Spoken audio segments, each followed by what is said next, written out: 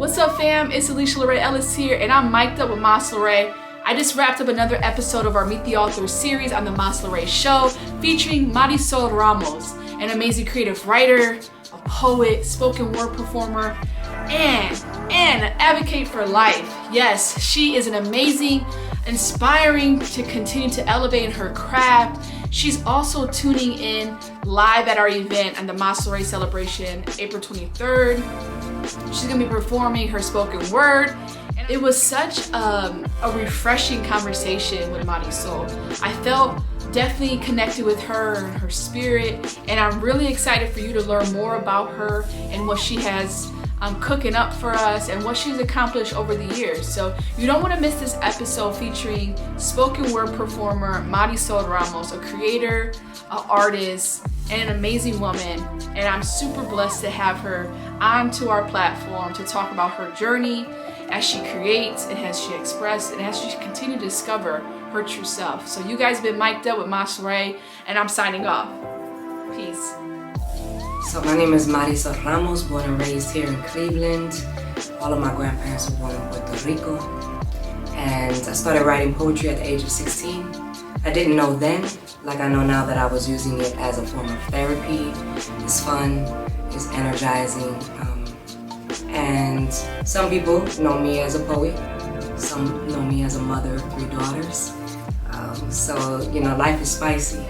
I've known some people in the spoken word and poetry world, but I wanted this event to be something special where people express their trueness through light and aspiration. And I feel like the things I've heard about you, I'm like, I have to get her on. So it's an honor to have you on the show, but also having you partner with us for the event. So I know you've been working on a lot of different pieces. So like, in your words, creativity and expression, what does that do for you? What does that do for your soul? It makes me feel free. It makes me feel heard, connected and supported. Now, mind you, I have a support system, but sometimes you just want to express yourself without having to think about how somebody else might receive you. So it's just, if you're having a good feeling, a bad feeling, again, what do I do with that energy? So I'm learning how to transform energy to be beneficial for myself. Wow, that's awesome.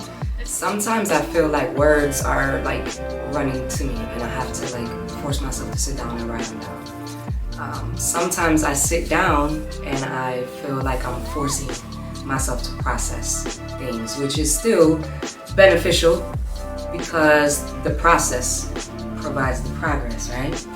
So I just do my best to exercise the craft as often as possible, whether I'm taking a shower and I'm singing and freestyling, whether I'm just, you know, doing a journal excerpt. I just want to write maybe a quick brief thought or a feeling. Sometimes it turns into a story, sometimes a poem, sometimes a rap. But again, you know, I just try to be as authentic in the moment as possible and just see what I can come up with. The hope is to continue to write and save myself somehow.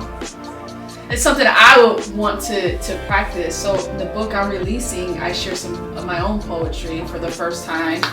And I'm a little nervous. So how do you kind of work through your nerves of expressing, because it is vulnerability, it is transparency, but how do you create a safe place for you to be that and express? To be 100% transparent, I'm always nervous to present, to perform, or what have you, because you're putting yourself out there. Right. So if you put yourself out there, somebody might love it, somebody might hate it, somebody might comment, but in life, that happens anyway.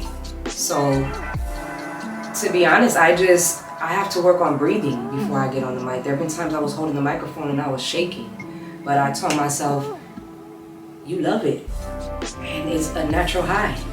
When I'm performing or presenting and I feel like I'm being as authentic as I can be with myself and the audience, because that's tricky, you know, I just feel empowered. So I want more of that. You know, I know what it feels like to feel down and out. Right. I don't want more of that. Or when things like that happen, I just want to feel better equipped to say, okay, things are coming to me and I have this outlet. Yeah. I have this way to push it back out. Right, and a positive outlet of that, because coming from our communities, right, knowing that there's so much negativity, right, and so many things that we overcome on a day-to-day basis, so to have an outlet that's positive, how have you feel like that has really shaped you to be the person that you are today? Because there are hundreds of thousands of different outlets, some leading to deadly things, some leading to other aspects and portals. But how do you see that has been beneficial for your life, and you're also a mother and seeing that with your daughters? If I didn't do it, I don't know that I would have survived this far. Meaning, what do you do with the negativity that you experience or that you see your family and friends experience? If you don't get, so what I'll say is, everybody wants attention and affection, validation, if they're willing to admit it. You can get attention, negative attention, or you can get positive attention. So there have been times in my life where I got attention the wrong way, and the way I felt wasn't really didn't feel that great. But then I've gotten attention in a positive way that I'm like, wow, that was beautiful. We inspire each other. If I perform or present a piece and somebody tells me that motivated me, then it's a synergy. Okay, now I want to do more, because it's not that I feel obligated to change lives, because I'm still trying to figure out how do I change my own life. But if I can somehow impact somebody else in a positive way, that's a win-win. That's mutually beneficial. So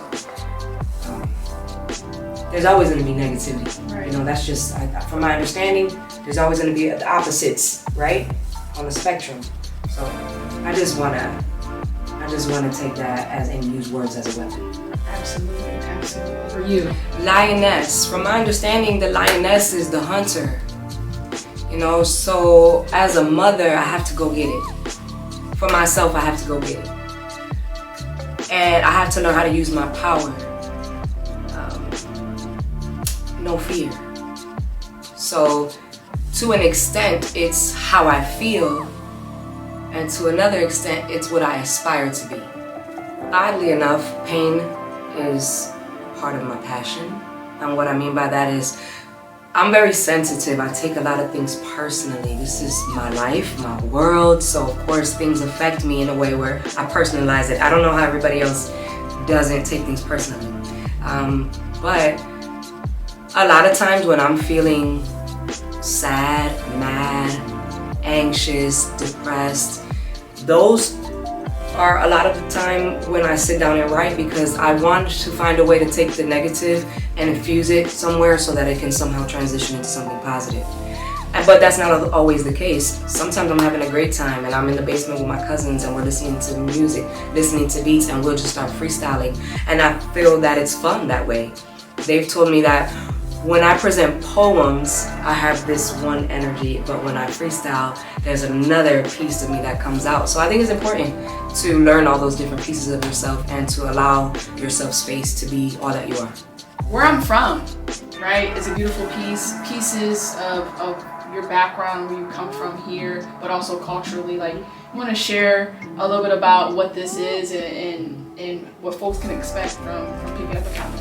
Absolutely. So it was an opportunity to uplift the community through the arts that I grew up in, Clark area, La Villa Hispana. Yes. And a friend of mine, we just went around the neighborhood, took pictures of the area at night, during the day, some art festivals, or I should say the Puerto Rican Parade and La Placita, just to get some pictures of, we have the puppets, you know what I mean, the cartoons that are dressed in the traditional garb in there. We have people salsa dancing in there. Yes. The building on Clark that was painted. Girl, yes. Okay, so rise again from the depths of where you've been. Chains fall. Even those of us that sin shall see power energized within. I'm defining me. Thank you, ladies and gentlemen. Vigorous lioness in the wilderness, praying for all of us. In God we trust. Ignite the passion. Insight to what happens comes when we meditate. Seek and you'll see the light. Wanna be free like a bird, fly high in the sky. Why not become the dream of ancestry? Try. Love deep like the ocean. Poetry in motion. Connect to a source greater than I and realign my will with thy will and reason the rhyme. I want to be my best, at worst, prisoner inside my mind. I'm just proud of where my people have come from. And when I say my people, that is all encompassing. That doesn't mean just a skin tone, a language. My people, I feel connected to God people. People that are connected to divinity, or at least acknowledge that within themselves. So, just that, just being alive on purpose. You ever heard that phrase, being alive on purpose? So every day is a gift. I've had dark days, I've had wonderful days. I don't want to just look forward to the weekend. I want to find a piece in every day that I could really maximize on and just see the magic in those moments. On a simpler scale, I love going to open mic nights, just getting on the mic and just pushing myself to get past the nerves because they never really go away. Anytime that you're speaking about something that matters to you and you're being vulnerable, you have to find power in that. So I love to do an open mic. I love being in the living room, just talking to people and sharing poems. Last year I was blessed to do 2 videos with the Cavs. One was for the Noche Latina. It was aired on May 4th, the May 4th game. And then they called me back and I did a script for the Westfield Cavs collaboration on diversity, equity, inclusion. Last summer I earned my diversity, equity, inclusion certificate through Cornell. I'm part of the diversity inclusion team for the CEO, Cleveland Metropolitan School District. So I would love to do more scripts. I would love to do more videos, book discussions, performances. I think the beauty is the variety of it all. I don't think that I would just want to do one thing with poetry every single day. I want to keep it, fluid. So we'll see. We'll see where I go with it. My Instagram is at Marisol, Marisol, Marisol.shine. Marisol shine. I love it. And you had spoke a poem earlier, and I'm so moved by poetry since I was very young, and just the way you do it, a way that I haven't heard. And so to hear your voice in person, right? Because we've been connected digitally and communicating via text and whatnot, but to have you in the studio and hopping on the show with us just gives me a greater understanding of who you are, where you come from, and what you embody. And that is all through expression.